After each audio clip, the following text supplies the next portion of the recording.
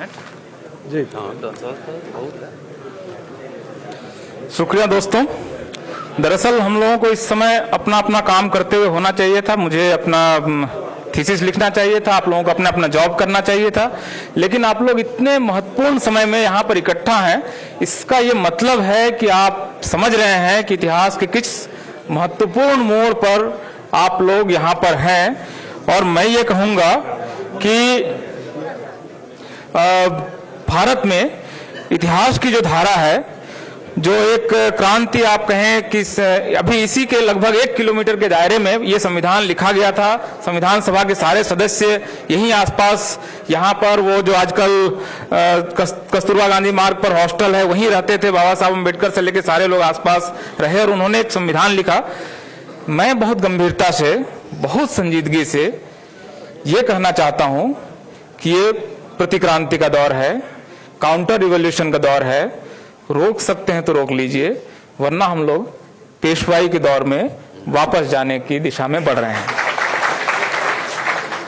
गंभीर समय इसलिए है क्योंकि भारतीय संविधान की जो मूल अवधारणा है 16(4), जिसमें कहा गया है कि 2 ही आधार पर आरक्षण दिया जा सकता है, दो ही बेस है और एक ही आर्टिकल है, बहुत ज्यादा नहीं है, 3 लाइन है, पढ़ लीजिए।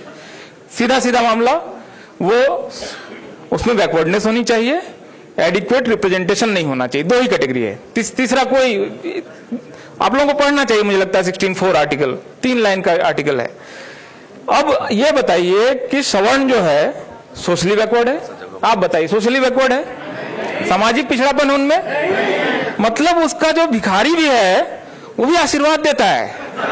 मतलब आप उसको रुपया देते हैं और वो भी यूं आशीर्वाद देता है। मतलब फटी धोती, टूटी साइकिल, मतलब उसको हिंदी बोलने की तमीज नहीं, आपको आशीर्वाद देता है। आपका नाम, बच्चे का नाम रखता है। आप में से बहुत सारे लोगों के बच्चे का नाम उन्होंने रखे होंगे, इस शब्द से रख दो भला होगा, शादी ऐसे इस तारीख को करो, नहीं टूटेगी, पता नहीं क्या क्या।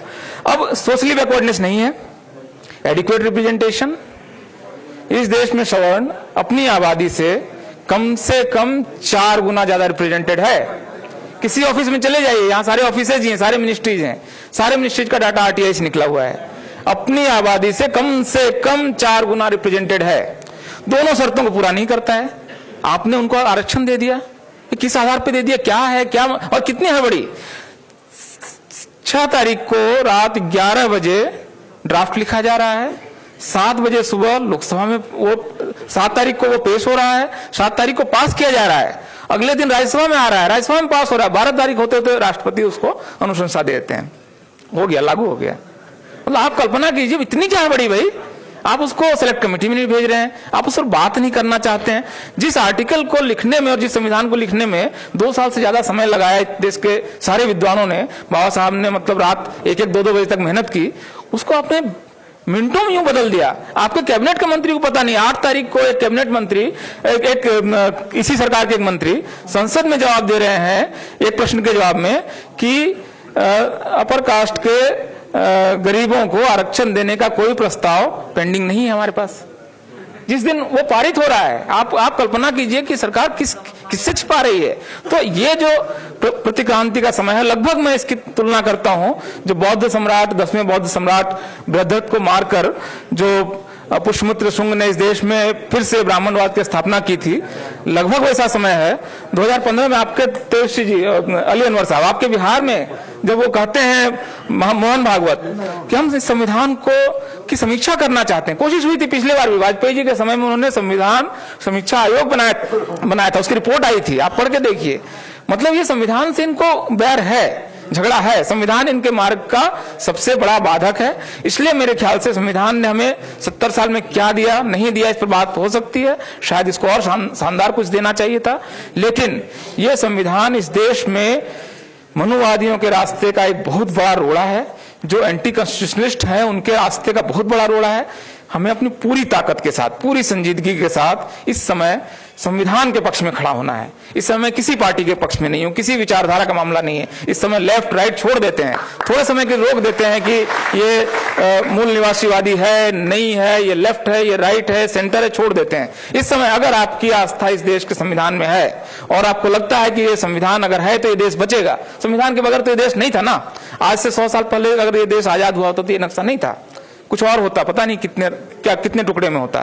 तो इस समय इस देश को बचाने का प्रश्न है, इस संविधान को बचाने का प्रश्न है, और ये देश अगर इस रूप में नहीं बचता है तो पता नहीं क्या होने वाला है। आप कल्पना कीजिए, जिसकी बात सुप्रीम हाई कोर्ट के चीफ जस्टिस साहब कितनी गंभीरता से कह रहे हैं कि ये देश गृह युद्ध की तरफ बढ़ रहा है।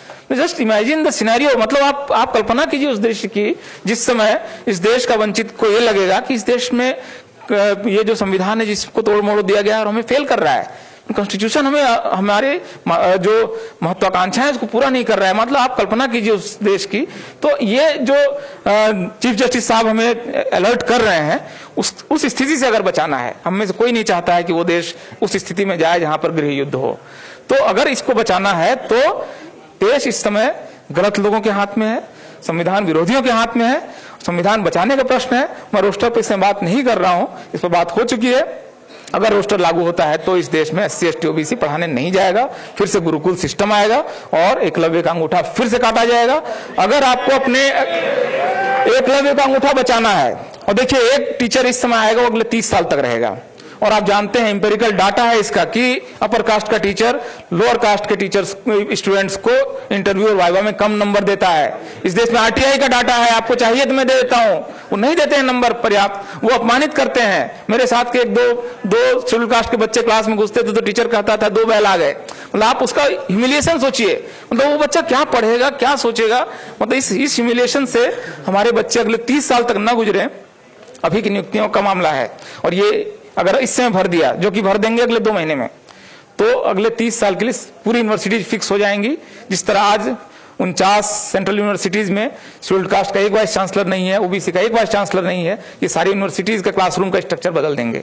और ये जो अब हम लोगों में से बहुत सारे लोगों को एक बीच के समय में एक विंडो था, संविधान लागू हुआ और आपको मंडल कमीशन आता है, इस विंडो में हम सारे लोग घुस गए हैं। अब ये रास्ता रोका जा रहा है, रोकना अब इसको मुझे मेरे ख्याल से पूरी ताकत के साथ, कुछ नहीं समझ में आ रहा है। अभी आपको लगता है कि तेजस्वी जी का भाषण मेन स्ट्रीम मीडिया नहीं दिखा रहा है, निकालिए अपना मोबाइल, रिकॉर्ड कीजिए भाषण, अपलोड कीजिए, 10 लाख लोगों तक आज आप अगले 1 घंटे में पहुंचा सकते हैं। क्यों नहीं करते हैं? कौन रोक सकता है इसको? आपके हाथ में टूल है। आप इन बातों को रखिए।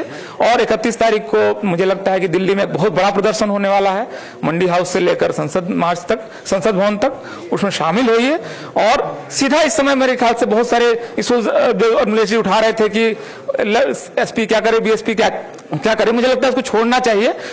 इस समय हम भारत के नागरिक के तौर पर संविधान की रक्षा के अपने पवित्र दायित्व को पूरा करें। मेरे ख्याल से ये एजेंडा है, यही हमारा एकेडमिक्स का एजेंडा है, यही हमारे पॉलिटिक्स का एजेंडा है। बहुत बहुत धन्यवाद दोस्तों, बाकी लोगों को सुनते हैं। काम करो तो मित्रों, मैं अभी आपको बताया, हमारा समाज पूरे देश में शाक्य, मौर्य, सैनी, कुशवाहा और हमारे महाराष्ट्र में माली समाज ऐसा देखा जाता है। पूरे देश में हमारा 15 से 20 कोटि समाज है। और अभी यवतमाल में हमारे गोरे साहब वगैरह सब बैठे हुए यहाँ पे। पूरे देश में सत्यशोधक, गोलमेज परिषद तमाम अलग अलग माध्यम से काम कर रहे हैं।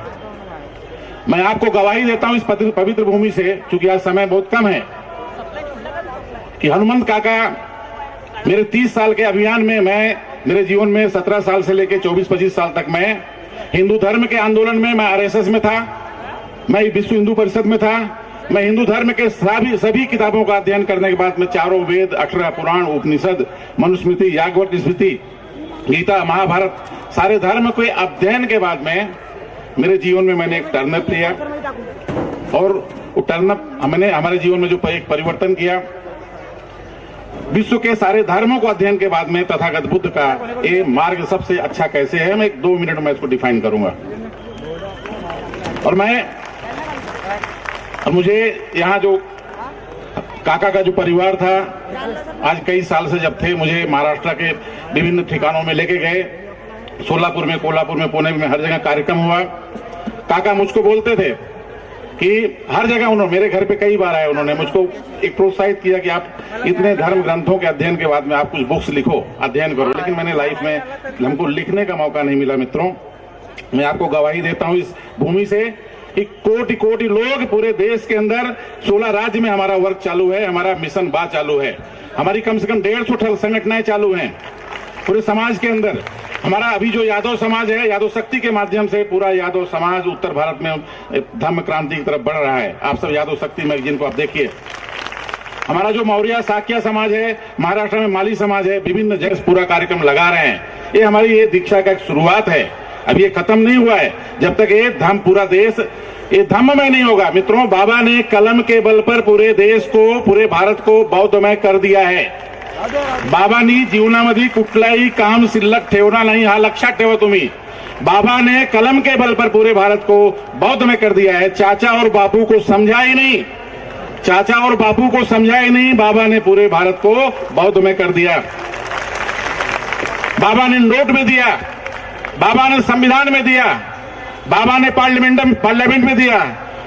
बाबा जो आज इस भारत में सबसे अच्छा जो रत्न, भारत रत्न मिलता है, उसमें भी हमारा पीपल के पान के बीच में सम्राट अशोक का